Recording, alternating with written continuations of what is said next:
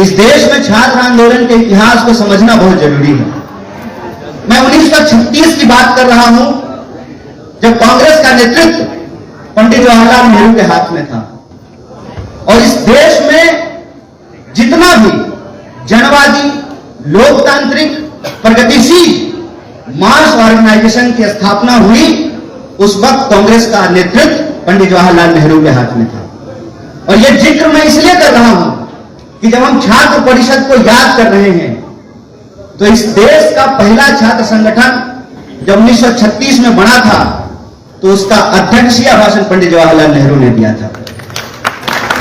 यह बात मैं इसलिए कह रहा हूं कि चाहे आजादी के आंदोलन का इतिहास रहा हो, या आजादी के बाद, या आज की अगर आप बात करें, 2014 से एक नया इतिहास लिखने की कोशिश की जा रही है।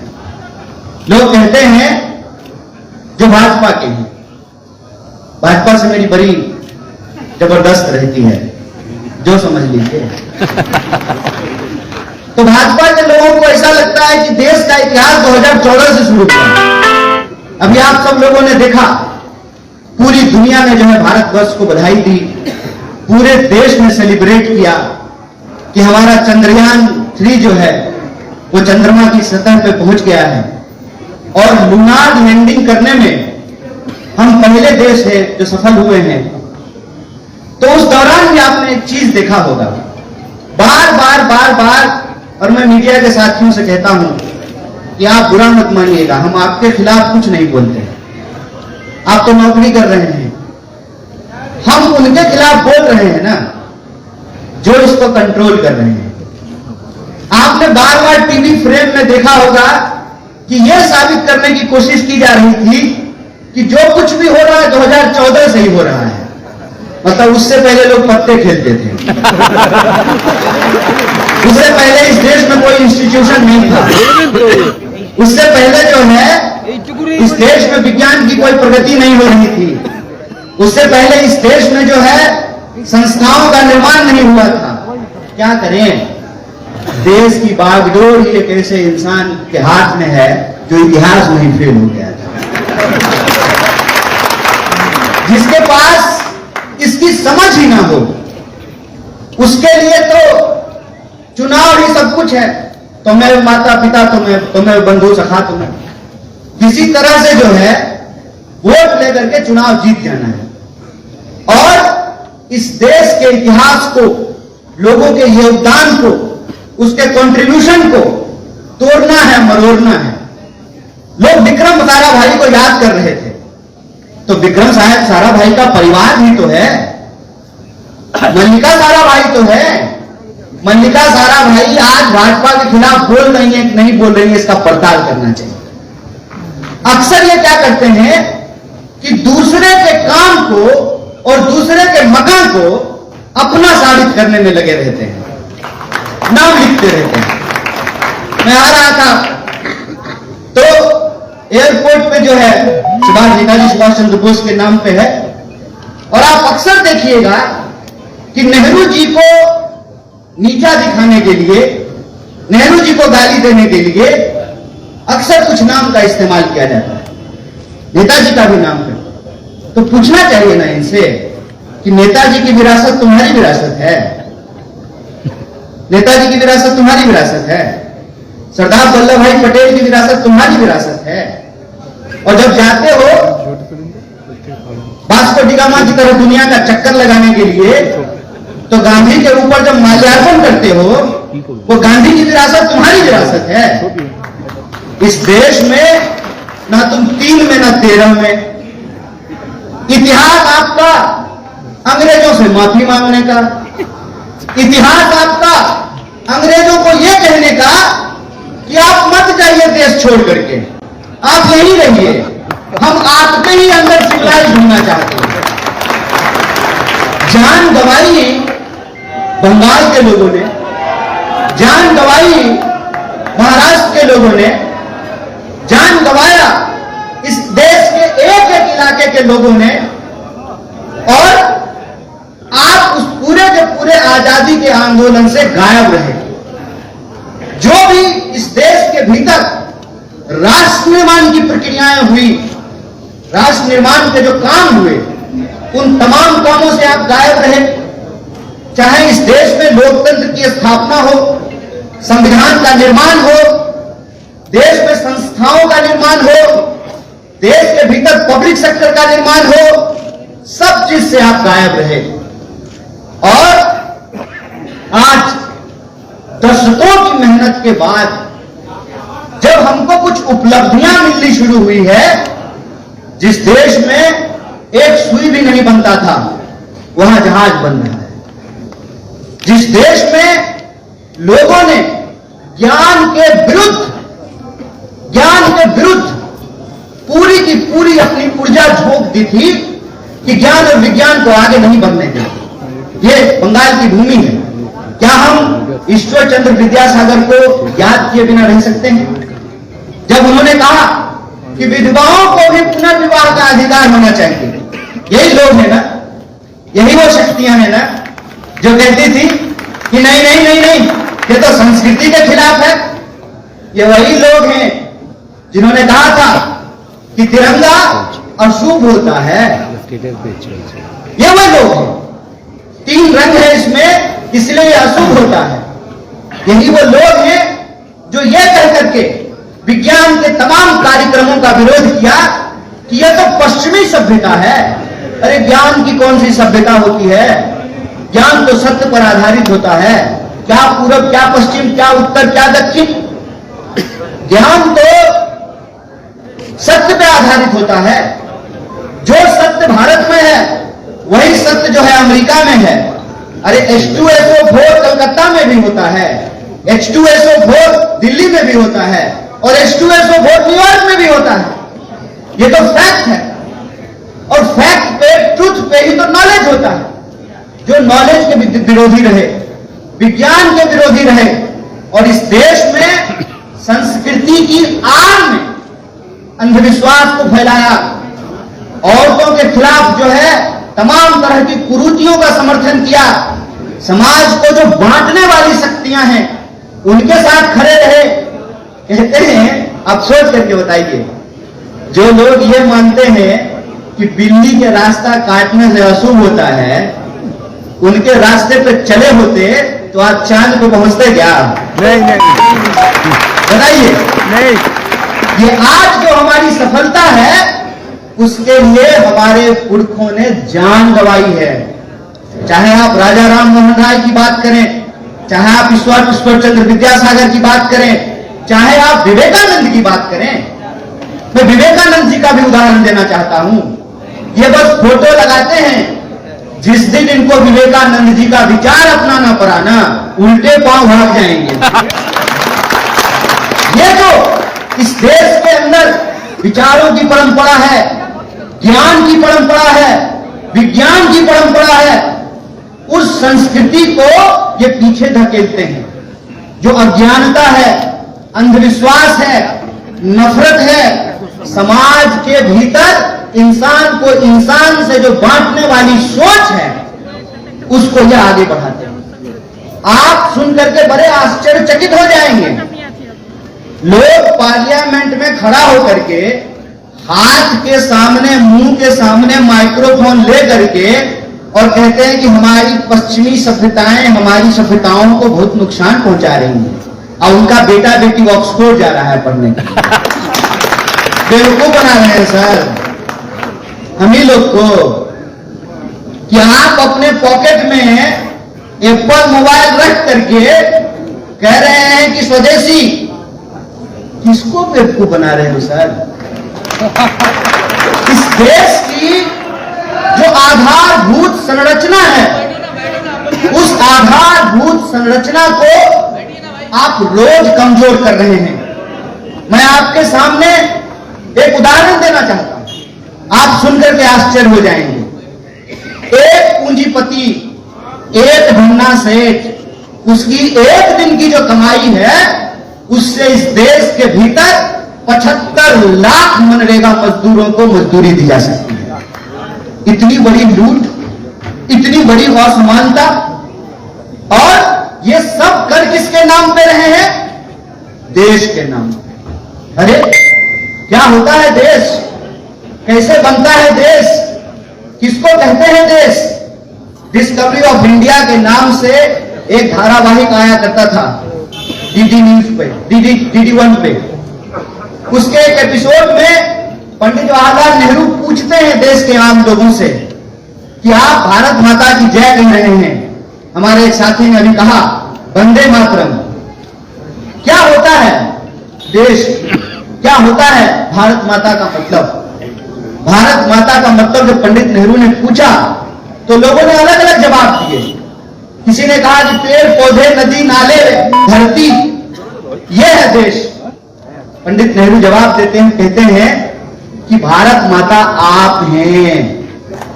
ये जो आप बैठे हुए लोग हैं ना, इस देश के जो 140 करोड़ लोग हैं ना, वही भारत माता है।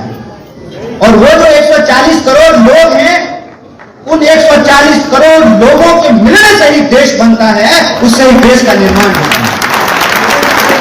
और इस देश की संकल्पना में अगर हम भरोसा करते हैं तो हमको यह समझना पड़ेगा कि अगर पंडित जवाहरलाल नेहरू नहीं होते, अगर नेताजी सुभाष चंद्र बोस नहीं होते, अगर सरदार वल्लभ भाई पटेल नहीं होते, अगर गांधी के विचार नहीं होते, संविधान सभा नहीं होता, संविधान नहीं होता, तो याद रखिए, और मैं यहां से खड़ा होकर के कहता हूं, तो मोदी जी जो आकर के मुंह चमका चमका करके जो झूठ बोलते हैं ना, अगर उसको हम सच मान लें कि सचमुच वो चाय बेचते थे, तो पंडित नेहरू अगर नहीं होते तो नरेंद्र मोदी भी आज इस देश का प्रधानमंत्री नहीं होता।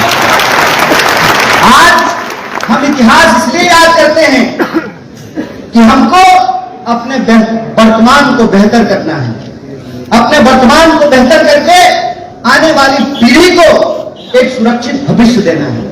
और सुरक्षित भविष्य देने का जो संकल्प है, उस संकल्प को लागू करने का मतलब ही है छात्र परिषद को याद करना। और मैं आप तमाम छात्रों से खास करके ये बात कहना चाहता हूं कि आप अगर छात्र नेता होना चाहते हैं तो सबसे पहले तो आप छात्र हो जाइए। बिना छात्र हुए छात्र नेता कैसे होइएगा, ये बात याद रखिएगा।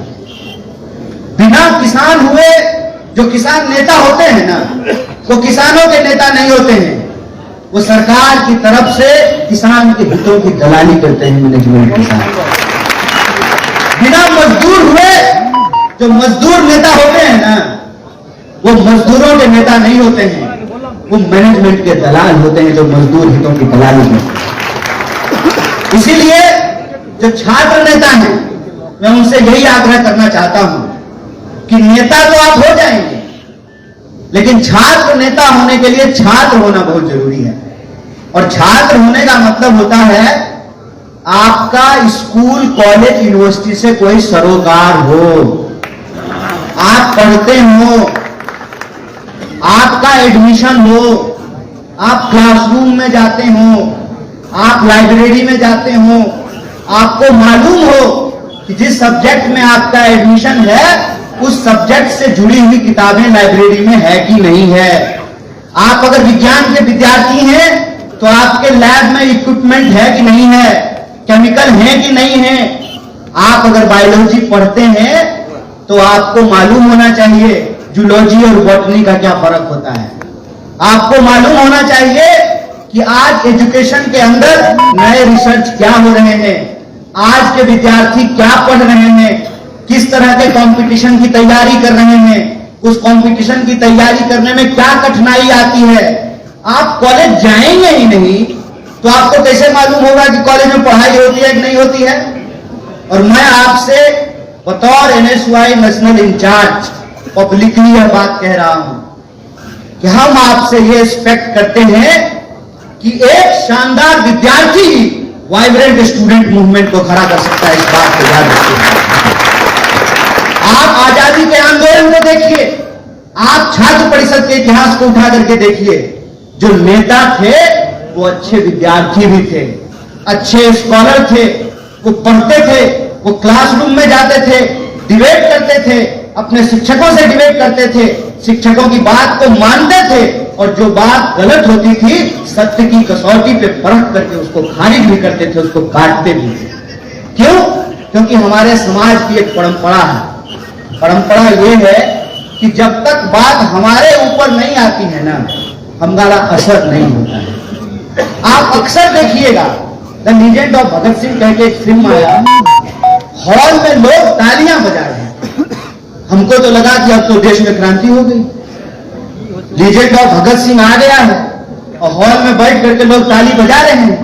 अब तो हॉल से बाहर निकलेंगे और क्रांति होगी, और जितने माँ बाप बैठे हैं सब अपने बच्चों को भगत सिंह बना देंगे। कौन बनाता है? कौन बनाता है? हर कोई यही सिखाता है कि राजनीति खराब चीज है, राजनीति से तुम्हारा कुछ भला नहीं है। तो आप बताइए माताओं बहनों, राजनीति खराब चीज है, राजनीति भला तुम्हारा नहीं करता है। तो अगर इस देश में सावित्रीबाई फुले पैदा नहीं होती, महिलाओं को पढ़ाना नहीं शुरू करती, तो क्या इसरो में जो वैज्ञानिक लोग को आप देखेंगे साड़ी पहन करके ताली बजा रही थी, चंद्रयान को चंद्रमा पर भेजी थी, ये संभव हो पाता? कोई तो अपने शरीर पे कष्ट उठाता है, कोई तो अपनी जान गंवाता है, कोई तो अपनी खुशियों की तिलांजलि देता है। हम जिस वक्त लोकतंत्र को, जमहूरियत को बचाने की कोशिश कर रहे हैं, उस वक्त ही कुछ लोग जेल में भी तो हैं, कुछ लोगों के मीडिया चैनल को बंद भी तो करा दिया गया है, कुछ लोगों के घर पे ईडी और सीबीआई भी तो जा रहा है। जब वो अपने लोकतंत्र की आवाज को उठाता है तो उसको मारा जाता है, पीटा जाता है, गोलियां चलाई जाती है। ये जो आज हम सेलिब्रेट कर रहे हैं, ये हमको गिफ्ट में नहीं मिला है। और मैं बार बार कहता हूं, फ्रीडम जो है ना, कोई डिश नहीं है कि जोमेटो पे फटाफट ऑर्डर कर लेंगे, आधे घंटे में आ जाएगा। Freedom is not pizza bro, it is our fundamental right. और फंडामेंटल राइट जो है, पहले उसकी समझ होनी जरूरी है, उसके लिए पढ़ना जरूरी है, उसके लिए स्कूल जाना जरूरी है। और आज आप देखिए एक एक करके कैसे हमारे अधिकार छीने जा रहे हैं। आप सब इस चीज को झेल रहे हैं कि आम लोगों के पहुंच से शिक्षा दूर होती जा रही है लगातार। अच्छे स्कूल में अगर एडमिशन लेना हो तो एडमिशन संभव नहीं है, एडमिशन अगर हो जाए तो उसका फीस देना संभव नहीं है। और आप एलकेजी यूकेजी की हालत देख लीजिए, आप नर्सरी की हालत देख लीजिए, बच्चा तो छोड़ दीजिए, मां बाप का भी इंटरव्यू होता है, क्या से क्या हो गया सनम देखते देखते। एजुकेशन हमारा फंडामेंटल कॉन्स्टिट्यूशनल राइट है। Education to all, scientific, secular, quality education हमारा फंडामेंटल राइट है। और आज एजुकेशन को कैसे दूर किया जा रहा है, आप सुनकर के आश्चर्य होंगे। गुजरात में एक कंपनी को इतनी सब्सिडी दी गई है जितनी सब्सिडी से पूरे देश के किसानों का कर्जा माफ किया जा सकता है। हमारी प्रायोरिटी क्या है? हमको उलझाया किस चीज में जा रहा है? हमारी प्रायोरिटी होनी चाहिए रोजी रोटी, कपड़ा, मकान, शिक्षा, स्वास्थ्य, सड़क, बिजली, पानी, शांति, एकता, बराबरी। ये हमारी प्रायोरिटी होनी चाहिए। हमको फंसाया किसमें जा रहा है? हिंदू, मुसलमान, जात पात, उत्तर दक्षिण, पूरब पश्चिम। और आप देखिए कि नफरत को आधार बना करके किस तरीके से समाज को लगातार बांटा जा रहा है। जहां धर्म होता है वहां धर्म का झगड़ा लगाते हैं, जहां धर्म नहीं होता है वहां जात का झगड़ा लगाते हैं, जहां जात नहीं होती है वहां समूह का झगड़ा लगाते हैं। आपने देखा कि मणिपुर में क्या हुआ, आज मणिपुर की क्या हालत है। और जब आप मणिपुर के ऊपर सवाल करिएगा तो जवाब आएगा कि राजस्थान में क्या हो रहा है। अरे ये कौन सी बात हो गई? भारत के किसी भी कोने में आजाद देश के आजाद नागरिक के साथ कोई ऐसी कार्रवाई होगी जो गैर कानूनी है, उसके फंडामेंटल राइट को वायलेट करता है, तो उसके खिलाफ हम बोलेंगे, उसके खिलाफ हम सवाल उठाएंगे। आप देखिए कि किस साजिश के तहत रोज शाम को नेशनल मीडिया में बंगाल को किस तरीके से बदनाम किया जाता है। क्यों किया जाता है? इसके पीछे एक राजनीतिक कारण है। राजनीतिक कारण क्या है कि साम दाम दंड भेद से किसी भी तरह से बंगाल जीत लेना है, बिहार जीत लेना है, महाराष्ट्र जीत लेना है। क्या हुआ महाराष्ट्र में? कह रहे थे 3 मेजर आरोप लगाते हैं हमारे ऊपर, ये भ्रष्टाचार का, परिवारवाद का, तुष्टीकरण। मैं तो एक एक लाइन से जो है तीनों का जवाब दे देता हूं। सबसे बड़ा आरोप कांग्रेस के ऊपर उन्होंने भ्रष्टाचार का लगाया। तो मैं ये प्रश्न पूछना चाहता हूं कि ज्योतिरादित्य सिंधिया साहब जब कांग्रेस में थे तो भ्रष्ट थे, भाजपा में जाते ही क्या हो गए? भ्रष्टाचारी से सदाचारी। ये कैसे संभव हुआ? जिनके ऊपर आप आरोप लगा रहे हैं, आप बंगाल के नेताओं को भी देख लीजिए, जब तक वो भाजपा में नहीं थे तब तक उनके घर पे ईडी आ रहा था। जिन्हें बीजेपी ज्वाइन कर लिया, ईडी जो है पता नहीं रास्ता भूल गया, हो सकता है उसका गूगल मैप नहीं काम कर रहा हो, ईडी आना बंद हो गया। आप महाराष्ट्र का उदाहरण देख लीजिए। इनको लगा कि हम महाराष्ट्र जो है वो हारने वाले हैं। हमारे बीच हमारे राष्ट्रीय नेता तारिक अनवर साहब तशरीफ ला रहे हैं, मैं उनका स्वागत करता हूं। महाराष्ट्र में आपने क्या देखा कि महाराष्ट्र में किसी भी तरीके से ये चाहते थे कि वहां पर जो महाविकास आघाड़ी है उसको तोड़ दिया जाए। तो पहले इन्होंने शिंदे को तोड़ लिया।